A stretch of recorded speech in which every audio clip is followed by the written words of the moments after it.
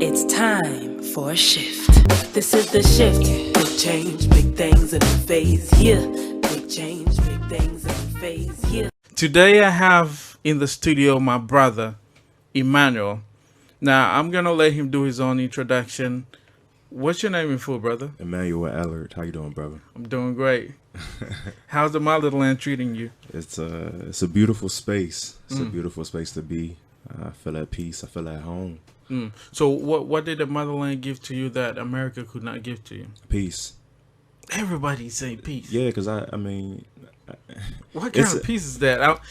I haven't had no concrete explanation of what people say when it gives you peace. Because is there no peace in America? I mean, it's an indescribable experience. So I think as people try to explain it to you, they struggle because it's something that is difficult to put into words. It's more of a feeling, and you feel it when you get here. And I'm sure the sentiment has been similar with other people you've talked to in terms of like the moment they got here, that feeling, like as soon as they got here, and it's like, what? Like, what is this? Have I been here before? You know what I'm saying? So it's something that you wasn't expecting. Yeah, some of the tribes here believe in reincarnation because you get here and you feel like you've been here before, or something like your spirit is so much in conformity with the land already. As soon as you touch down, I know that feeling. See what I'm saying? Yeah. So you try to act like you don't know. You know that feeling. No, I was trying to get you to explain. Okay. So people will know.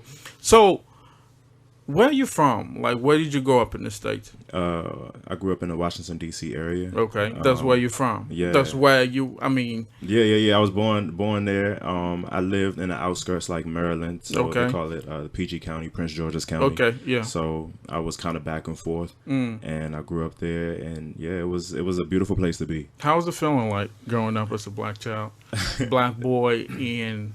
As Prince much as George's I don't want to County. be negative, you know, there's a lot of negative experiences that I had. You know, obviously, you jump right into the experiences and interactions that you had with the police. Right. I lived in a predominantly white area. Right.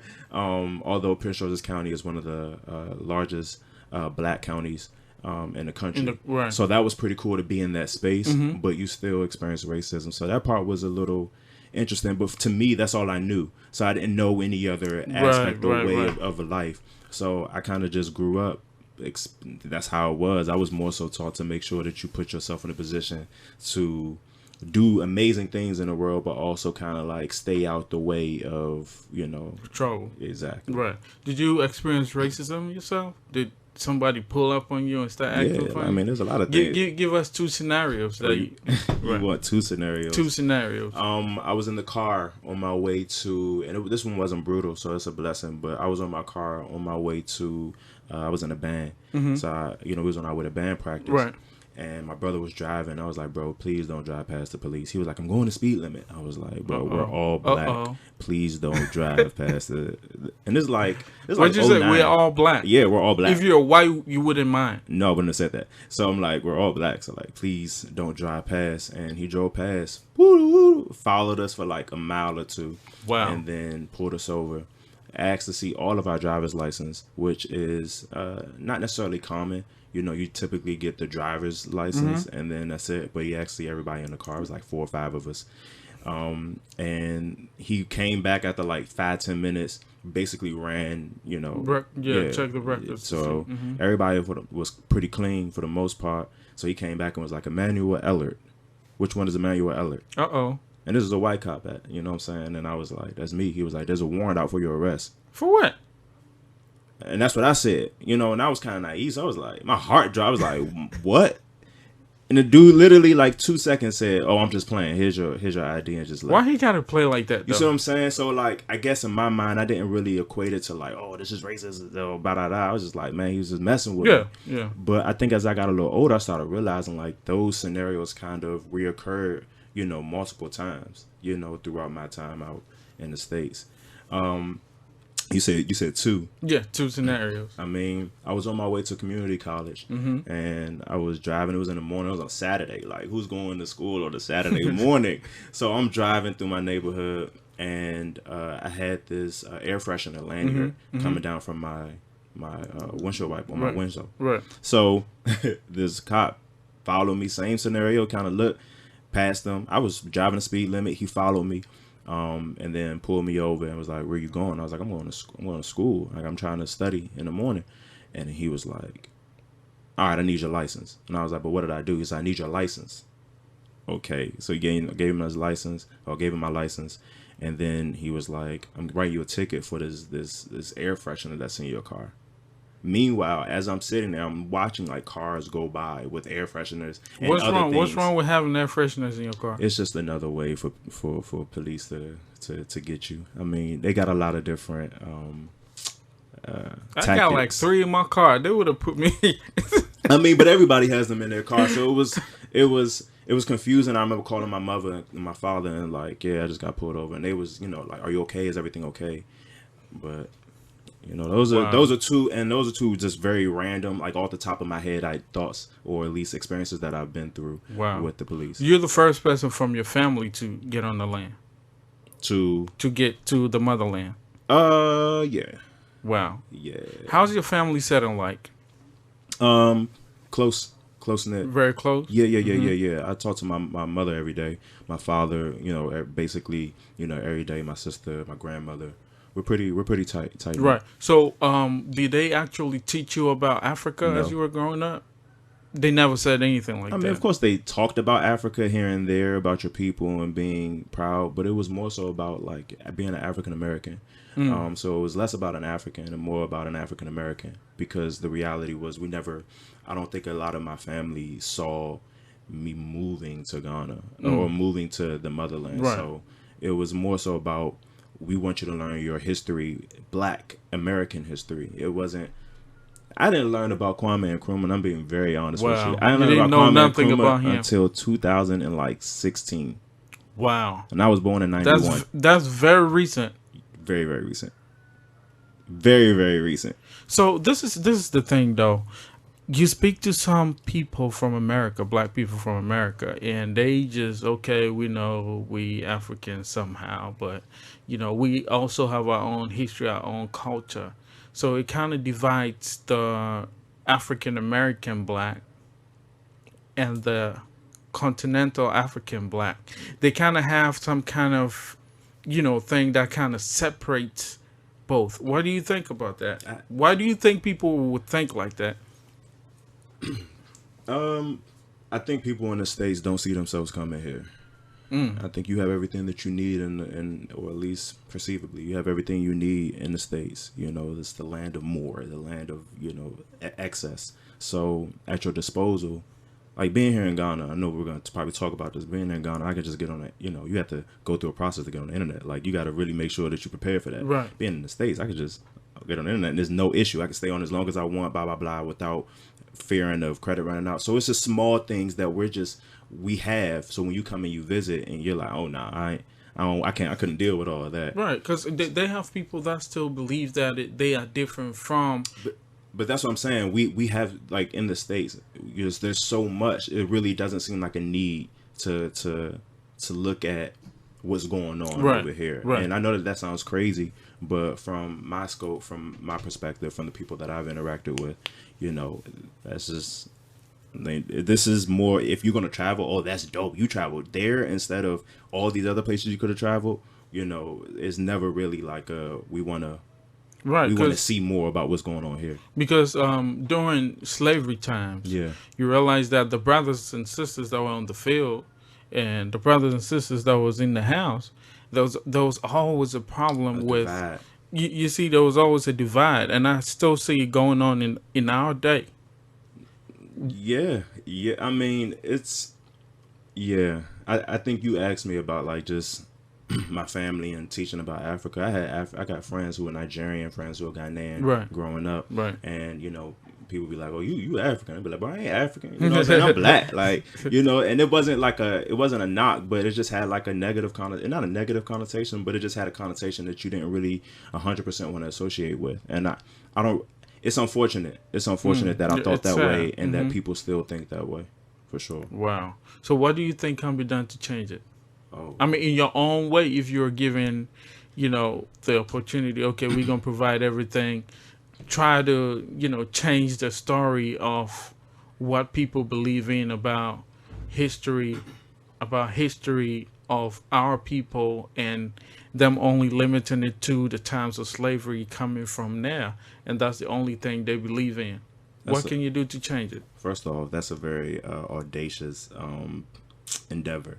Question. What can you do to change it? No, I'm only saying. No, for sure. In my space. Mm-hmm. First off, I think highlight in my space. So I try to live by this concept, this idea of like doing my part. Because I think there's so many different avenues that you can take, and there's so many issues that we can tackle. But when you start reaching for all these different things, you're not as focused as you could be. Also, you're probably not as impactful as you could be. So the first thing is just kind of settling into what works for me. How can I best affect or, make a change? Moving forward with that, I think education is important. Right. So the first thing is obviously through education, but I think more so education in myself. So I have to learn. I have to know. Again, I'm just now learning about Kwame Nkrumah like about 5-6 years ago. So I still am in the process of learning about the rich history here, not even just in Ghana, but on the motherland.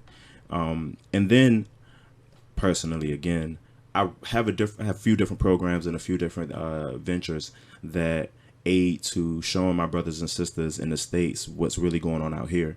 Of course, there's a storied history about the land and about Africa and about slavery and whatnot. But I'm always about a what now.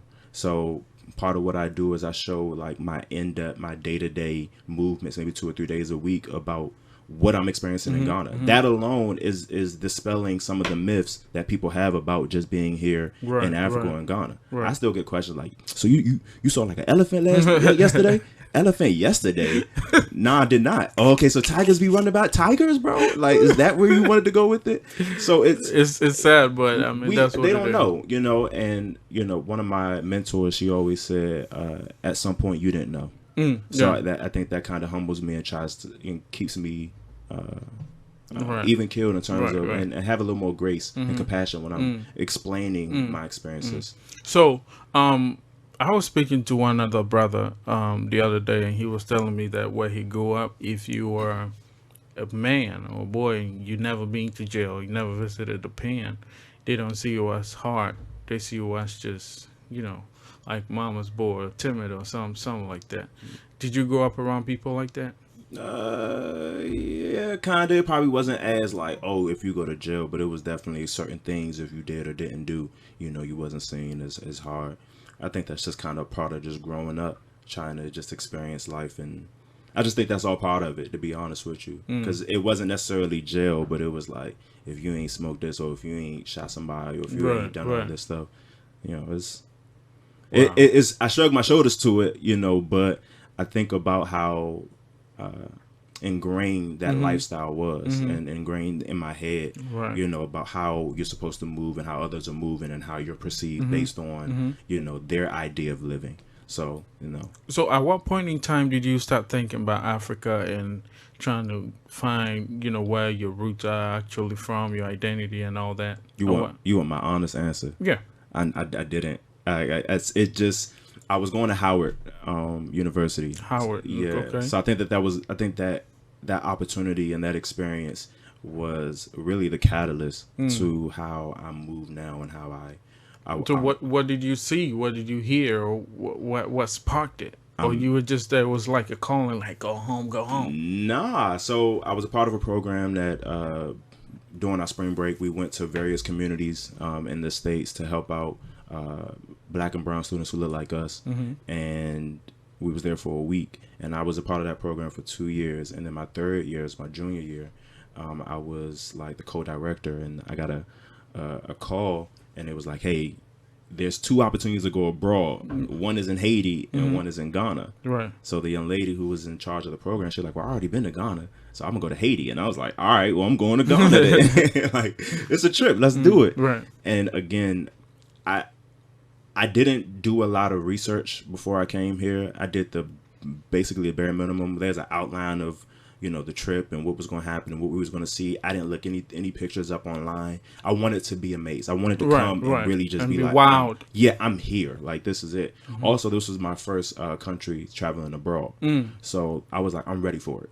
And I was like 25, 26 at the time. I started school late. So that was, and then like I said, as soon as I got here, it was just like, I gotta know. I kind of have to know more. Right. I had to, and it was just the people I was interacting with and the love that people were showing. And I always say that, like when you enter a new space, or really a new geographical location, your experience is predicated on what the individual who introduced it to you explores for you. You know what I'm saying? So my director was amazing. She gave us a very holistic perspective of what we was experiencing or what was going on in Ghana. And this is 2017. And from that moment on, it was like, oh yeah, let's do this again. And then 2018 come back. And in 2018, that's when I realized I can live here. I was on a boat in the Volta on one of the dam, and we was just cruising. And I remember talking to my director, and I was just looking out, and I was like, I don't know what it is, but I feel like I can live here. And 6 months later, you made a move. Yeah. Wow. So preparing to come, how was it like? Well, I was finishing up at Howard, so that was my focus. But then it was also like, well, you know, you're gonna finish. So now the biggest thing is like, what's next? And you know, that's the next thing after college. Like, what's you gonna do next? So I knew there was a lot of things in the States that I wasn't. I could do, right? We all have our skill sets on that we could do, but I was in this mindset like I gotta follow this, like, because I feel it too strong. And yeah, that process of moving here it seemed stressful at the time, but it was very, very smooth. You know, make sure you got all your shots. And it's not really a lot of shots. It's only like 2 or 3. Make sure you got your shots. Make sure you got your malaria pills. Make sure, you know, your visa, your multiple entry visa is good. Make sure that, you know, just the small things. I didn't really know what I was going to run into in terms of like living here. So I was still on the fence as to what to experience, or what I was going to experience. So my planning was a little off because I didn't know what to experience. Yeah. But I just tried to enjoy the time with my folks and enjoy the time with my friends as much as I could in the States, because I had this feeling like this may be something that could be a long-term ordeal. So did you need a lot of money making the move? Not to mention the figure. Was it in 10s, 20s, 30s? Nah, you should have more money, but I kind of came in a different path. I was more so like, I don't care what I have, I'm coming, and I'm gonna figure it out. I try to tell my mom this, my grandmother in particular, all the time. I can't wait until I'm 100% ready to make a move, because I know personally if I wait till I'm 100%, then I'm looking at other people's guidelines, or I'm looking at their levels in terms of this is the standard, this is what you need to get here, this is what you need to do this. And oftentimes when I look at that, I just feel inferior. Like, there's no way I ain't big. So sometimes I have to just jump out there and then trust God, like He gonna hold me down while I'm here. And that's what's been happening. That's the only way. It was below 10 though. I would tell you that. I moved here with below 10. So coming here and leaving everything, what are some of the things that you had to leave? You had to I'm like, you know, this thing I really like in America, but for the sake of this movement, I just got to leave all of that behind. I mean, family is part, but I mean, there are other things too. Yeah, I mean, I guess what I'm going to say may sound, I don't want to say childish, but certainly, I can't think of the word, but let's just move forward with it. I love Chick-fil-A. I promise you, I love Chick-fil-A, and not having Chick-fil-A was very frustrating movement. Like when I first came out here, the food is great here, but my body, sometimes my stomach don't really agree with everything, so that kind of limits what I can eat. I've been sick multiple times being here, so that kind of limits what I intake here. So that was the first thing, just the food and the variances of what I have, you know, what you have in the States versus what you have here. I'm into sports, so football, basketball, American football. Yeah. That was rough. You have to correct that. Yeah. That was definitely that was a rough adjustment. Obviously, I figured it out now, you know, using different things. So those are small little things that I'd never considered. But I just talked about this today with my mother, or yesterday. one of the things that's difficult is having my friends have kids, or having my friends get married, my uncles, my cousins, all that, just life happening in the States. And it's like, thanks so much for showing that on Instagram, but I'm here, so I can't, what I'm saying? Please make sure you post more. Like, right, so you want to see what's going on. Yeah, I'm missing like very important moments in some of the people that I grew up with life. So that part was difficult, but we moved. Do you think that, do you wish they were all here with you though? Ideally, yes, but also it takes a certain type of individual to make this move. It takes a certain type of mindset. It's not for the faint-hearted. It's not for everybody. And I kind of understand that. I always say that my part is as a pioneer. So I know that there's a lot of different people who've been here before me, and they're still here, coming constantly, trying to set up and provide opportunities for the next generation or the previous generations to come out here and live, or at least visit.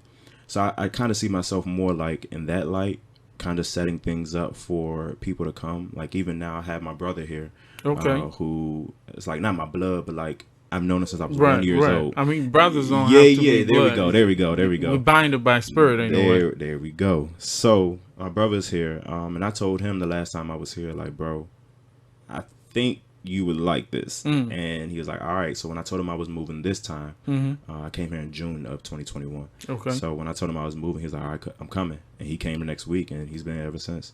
Wow. Yeah. So I feel like I wish they were here, but he's one of the ones that I feel like would be perfect to navigate. I'm not as established as I want to be yet. I'm still in the process. I mean, it's a process. You're not going to get it one time. So it's difficult to bring somebody in when you're not established in a space like this. So it's I do wish that they were here, but I think at some point they'll come.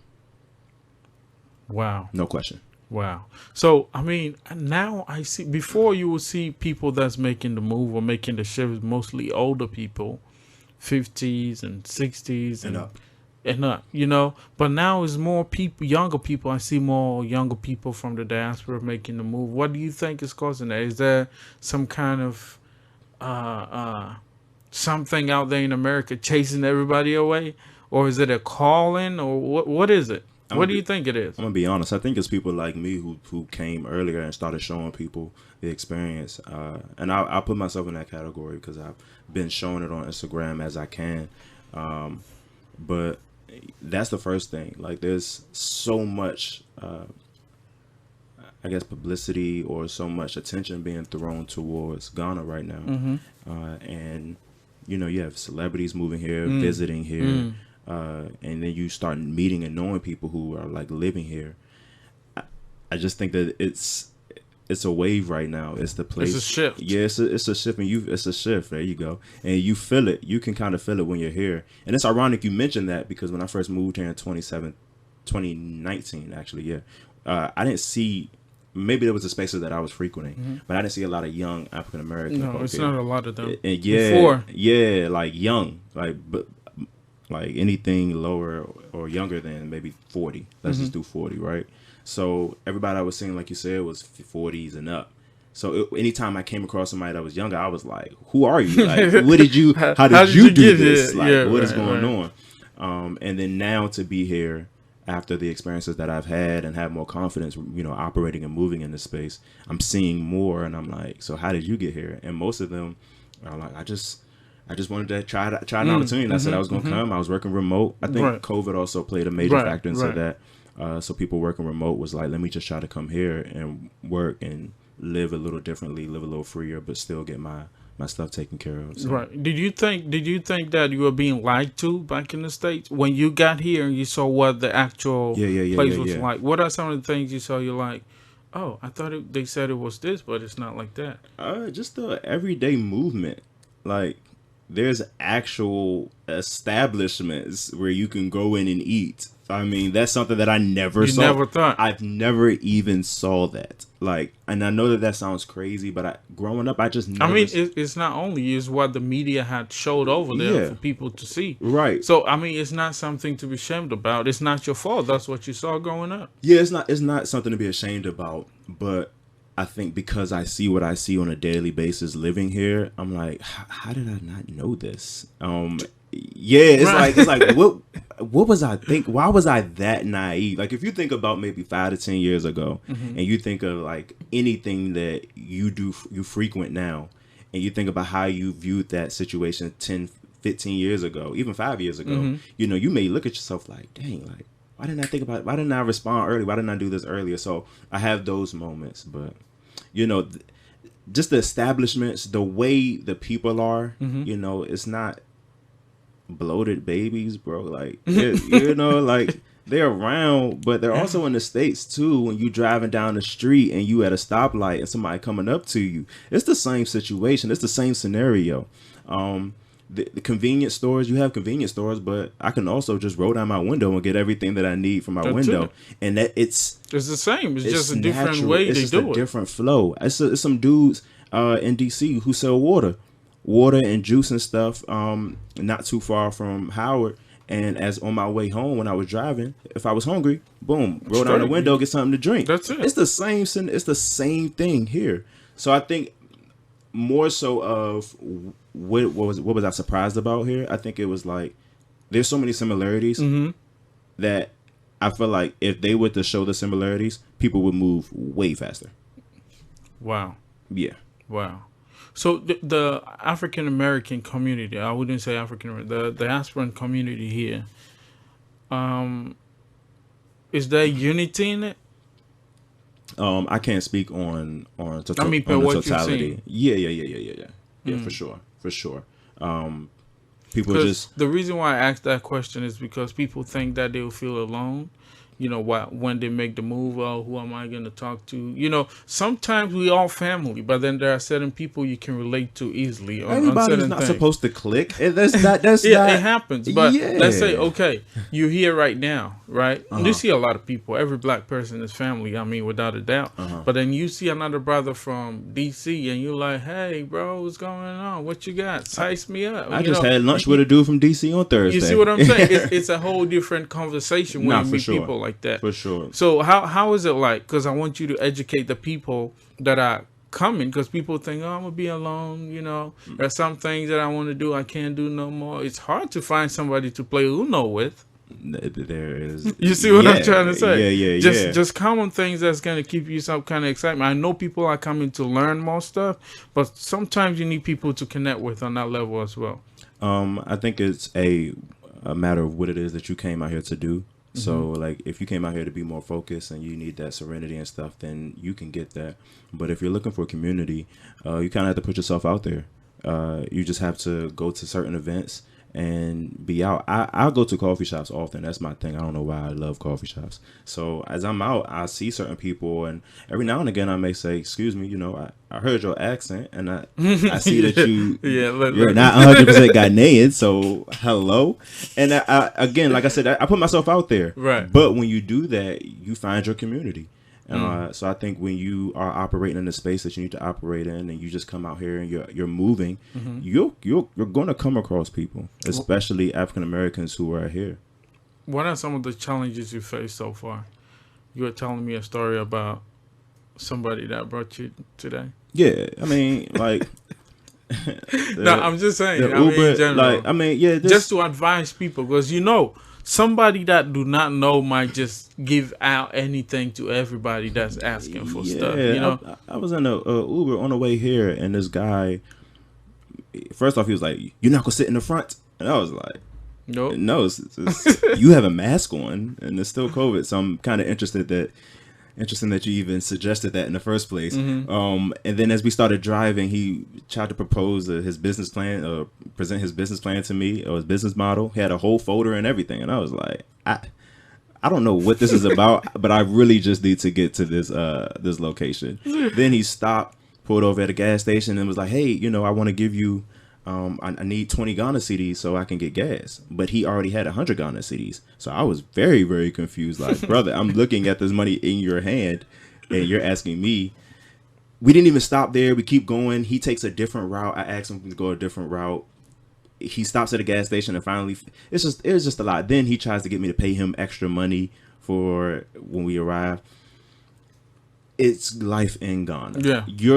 you're gonna want things to happen the way you want them to happen, and they seldom will happen the way you want them to happen. This is a patient game. This is you have to take your time, and you have to be willing to understand that movement is movement. Sometimes your movement is going to be slow, and sometimes it's gonna be fast. It's another quote: go slow when you can, go fast when you must. So you got to be smart on it too. So being here, sometimes I'm just like, I just got to go slow, and I can't over stress about like certain things, and that in the States this is how it would be. Well, bro, you're not in the States, you are in Ghana. So at the end of the day, if there's ever an issue, the only thing you'll get from a Ghanaian is, please, I'm sorry. Yeah, and that's please, about it. Please, well, I don't know. It is like, what you mean? So what am I supposed to do with this? Please.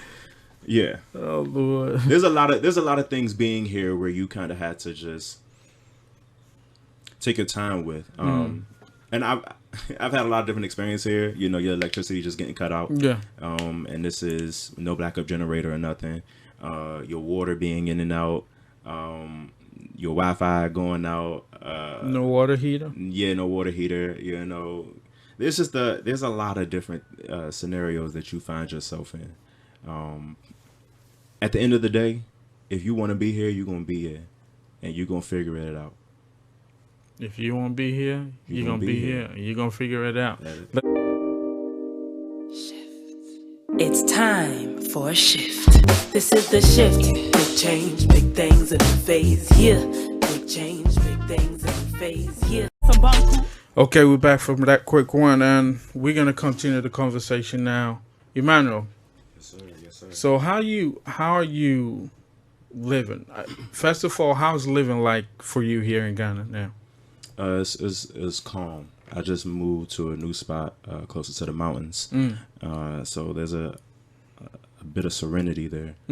I wake up and hear chickens and roosters, and that's like 4 or 5 in the morning, and then throughout the day I hear birds chirping, and while I'm working, and I can look out at the mountains, and it's beautiful. I'm still kind of in the process of getting acclimated in terms of what I'm gonna eat, what I'm gonna cook, and kind of going through that process of like what fits best for me here. But so far, I'm loving it. How much do you think that kind of peace and serenity will cost in America? The mountains and all that. You can't put a price on peace. You can't. No, not the peace. Actually, I'm talking about the space. The space. Yeah, I mean, it'll run you. You'll be spending some money.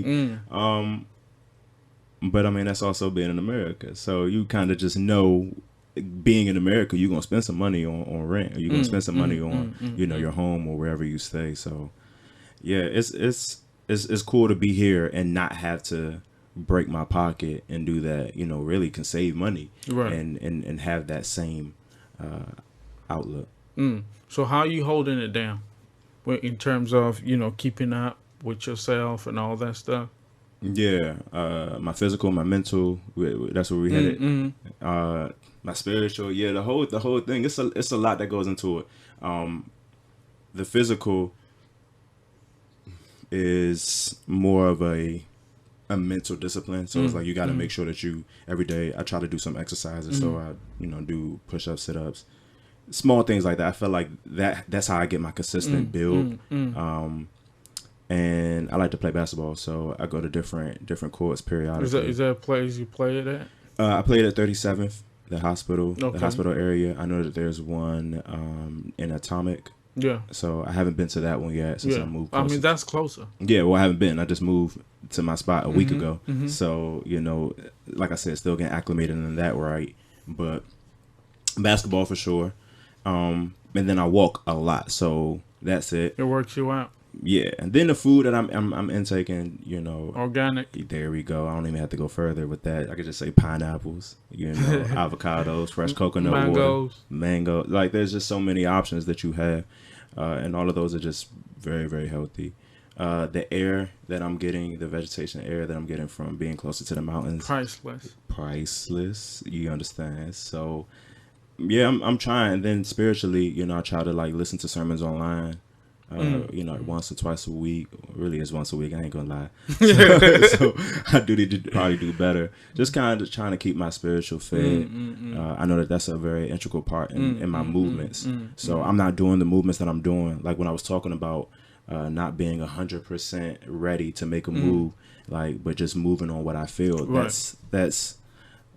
That goes hand in hand with my relationship with God. So you know, as I move with Him, I'm able to move in a way that people are amazed at. But for me, it's just like this is how it's supposed to be. So I try to listen to sermons and read and to try to keep my spiritual up. Do you ever plan going back to the States to live?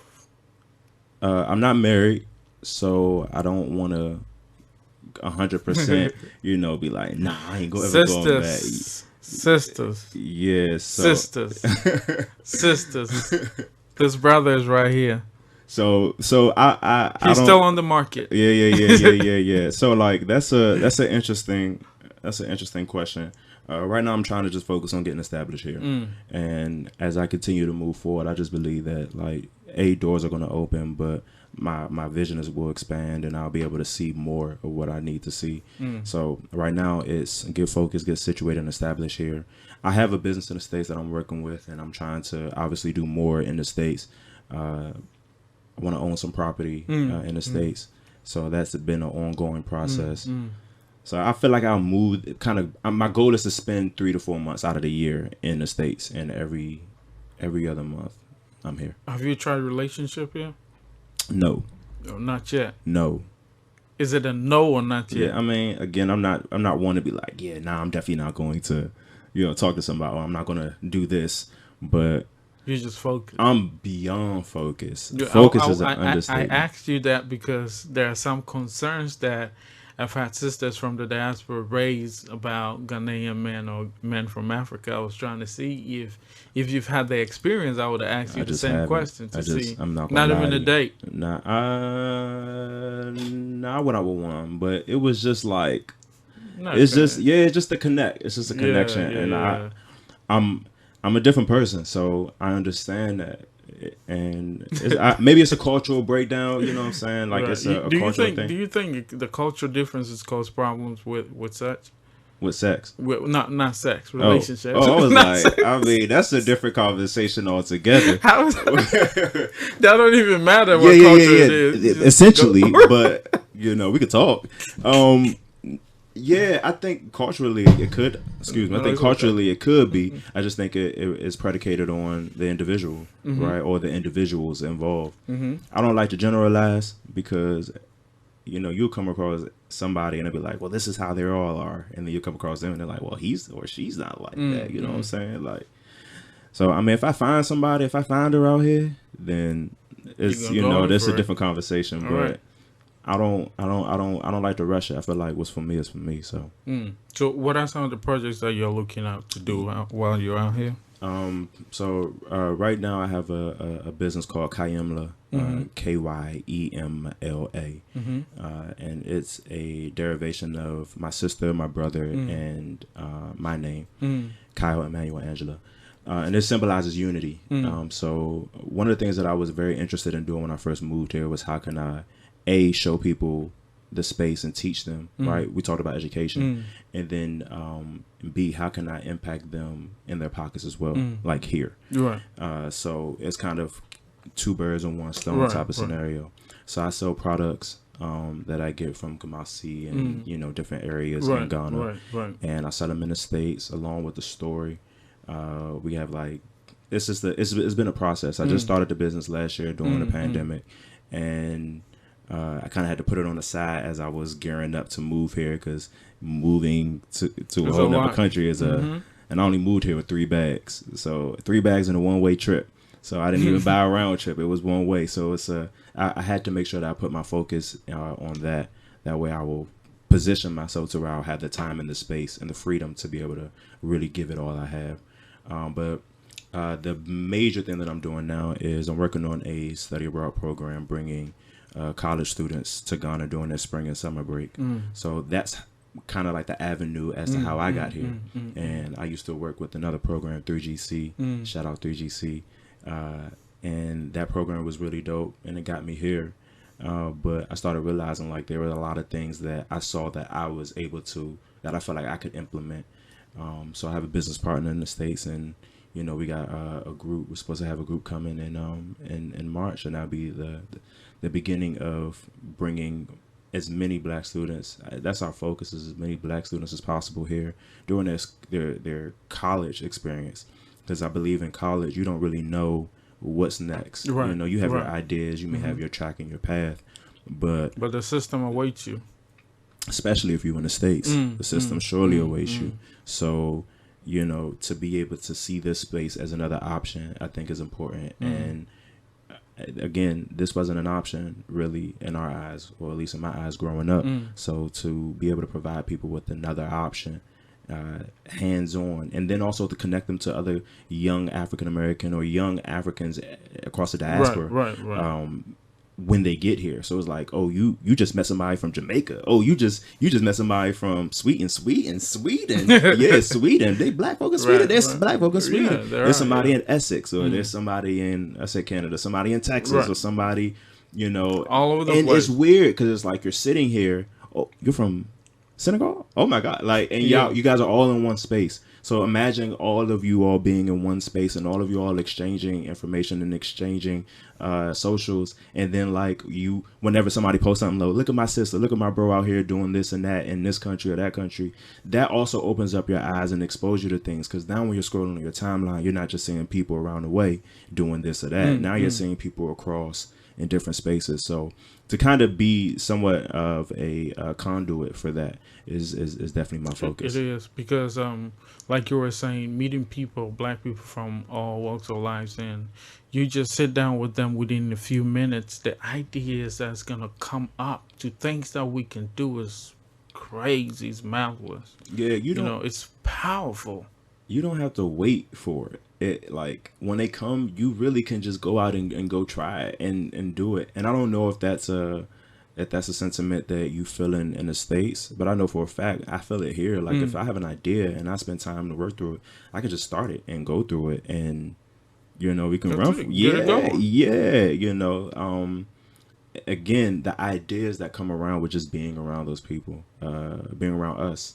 Again, they're young, you know, I'm 22, 23, 24, 25, 30, 33, and everybody is young, and we're talking about, oh yeah, I'm in real estate, or oh yeah, I'm in education or NGO space, or yeah, I do interior design in Ghana. That's a thing. You know, so it's like there's so many there's things. A lot of potential you see what I'm saying? You got to take advantage of. So I think providing this opportunity for students, college students, and then they can also come with their skill sets as well, right? And what that would do is advance the movement, the Pan-African movement of, you know, everybody coming back home, and then we building from within. But I think that's I honestly believe that this is the beginning of that. I think this generation is on the cusp of kind of altering how the next few generations will begin to look at this space. The whole ideologies and the perceptions, and just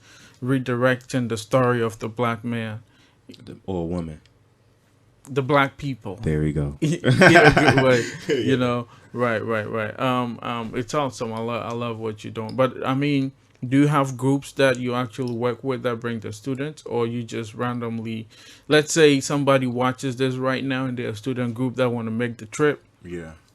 Do you take such people too? Yeah. So again, this is still the early process of the business. But what we do now is we work with the Black student unions at different universities, predominantly white institutions, so PWIs, and we get the Black student unions there, and through that we begin the dialogue and the conversation. We'll present you with a few ideas and a few options of, you know, what we can offer, and then you tell us what you're looking for, and we try to mold it, and then, you know, we go from there. So right now, if somebody is interested in being a part of something like that, you know, you can hopefully, you know, have the social media handle put it out to it. So it's Simplistic Views. Spell it out so that SIMPLISTIC STICVIEWS. It's interesting because I almost misspelled that. And I'm an English major, so that would have been very problematic. But yeah, if you just send me a message on that, we can definitely talk and begin a dialogue or conversation, and see what we have to offer. And if we can't offer it, the nonprofit 3GC is also another option as well. And one of the things that they're big on is collaboration. And I think that's one thing that I definitely take from having that experience being with that program, is they're always their willingness to collaborate with various groups. So Africa is big enough for all of us. So it's not like you got to join my group. No. If you come out here, that's a beautiful thing. That's it. Right. So right about now, I want you to actually advise people that wants to make this move, that are scared, that have doubts, they're skeptical about whatever thing. I want you to talk to them. Just talk to whoever that's watching right now. Yeah, come. It's never going to be perfect. It's never going to be a perfect scenario. And if you wait for a perfect scenario, you're going to miss out on an opportunity. And I think now is the time to build. What you're doing right this second, like as you're listening to it, that you're going to see the fruits of that labor in 6 months. So if you start looking at your movements day to day as how will this impact me in the future, you'll start moving a little differently. And I think making this move, at least visiting, right? Because that's how I started. I started just visiting. Just come out and see. There's enough going on. There's enough that you can do. The nightlife is different out here. On another level. I didn't come out. I went out one night and I didn't get back until like 5 in the morning, 6 in the morning. And I remember my old roommate was like, yeah, some nights you don't come back till 7. I said 7. We get by 8, 9 a.m. That's crazy. You go in the breakfast, and there's moments like that in the States in certain areas, certain nights. But 7 in the morning. And the good thing about it is you can go anywhere you want to go, be it the ghetto, the hood, wherever. You can have fun. Nobody will fire. No guns, no knives, nothing.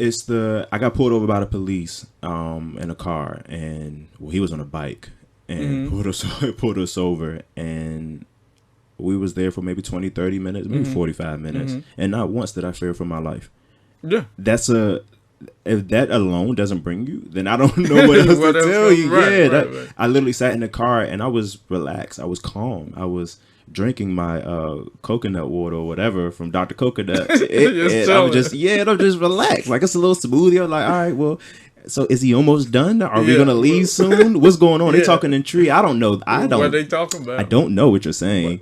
But then it just was over, and then we drove. I went to my spot, and we moved on with our day.